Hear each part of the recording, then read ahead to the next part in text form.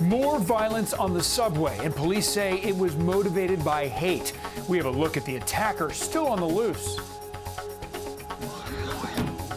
It's another day of extreme heat and humidity, feeling like over 100 degrees. Macys is getting ready for the largest 4th of July fireworks show in the nation, and we're there as the barges are being loaded.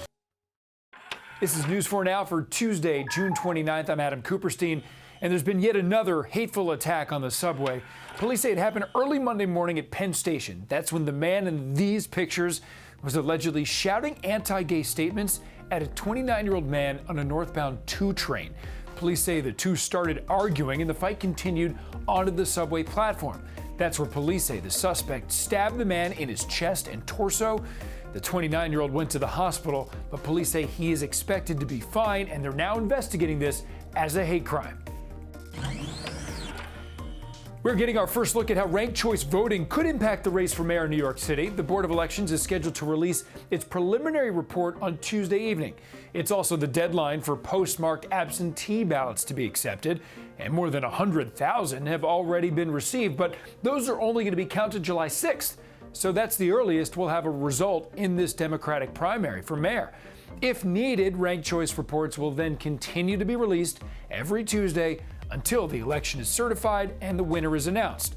At this point, Eric Adams holds a 10-point lead over Maya Wiley. Catherine Garcia is in 3rd place.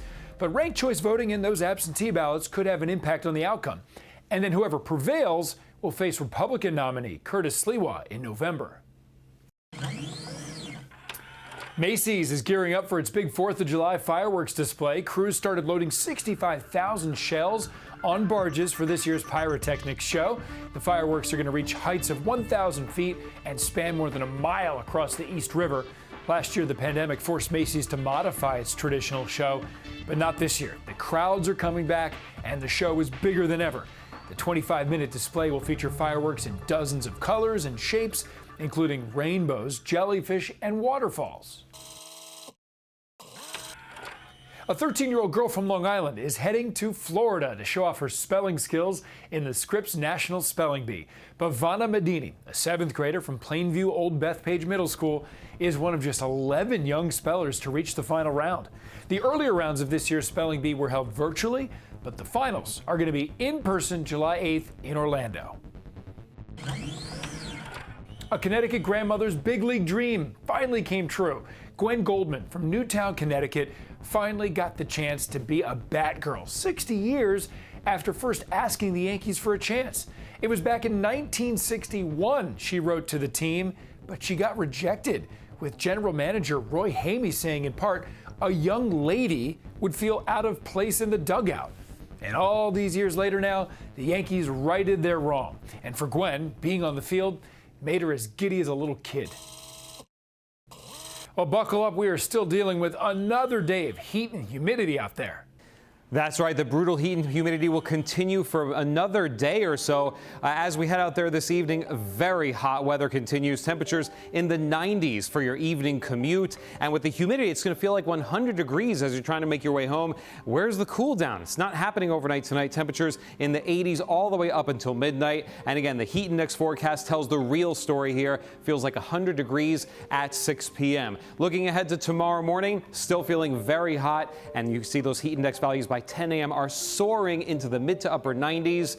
It's going to be another brutal day on Wednesday. Overnight tonight, no relief from the heat. 78 degrees. That could be a record high minimum temperature around New York City. And this continues until the end of the work week. Back to you. New York City has a brand new park, and it sits right in the middle of the Hudson River. New York Live's Lauren Scala gives us a tour around Little Island. New York City's newest public park, Little Island, made a big splash when it opened on the Hudson River in May. Today, we're taking you inside for a closer look. Oh, I'm good at that. You're good at that. So we're on 2.4 acres out here on the Hudson River. Tell me the different kinds of places and nooks that we can find on Little Island. Well, so much of this design was about a sense of discovery and surprise. So our winding pathways are intended to kind of slow you down a little bit. We have 3 different overlooks.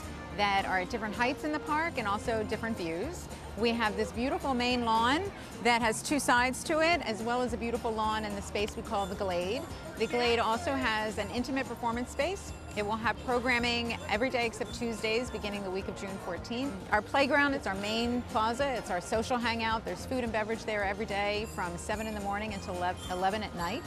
And then our sort of crown jewel performance space that we call the AMP is a venue that seats almost 700 people.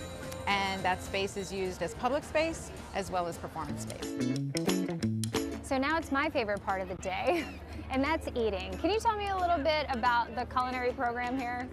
Yeah, absolutely. I think the main thing about the culinary program is it echoes the same philosophy that the park has with being for all New Yorkers, for all in that it's super accessible in its price point. It recreates a lot of really iconic New York snacks that New Yorkers like this G-Dog is classic New York hot dog, but we gussied it up a little bit, it's really fun. Or the Reuben sandwich, we did our own take on it there. And then of course, amazing pretzels, and the beer and wine represents breweries and distilleries from New York areas in the 5 boroughs, and then also in New York State.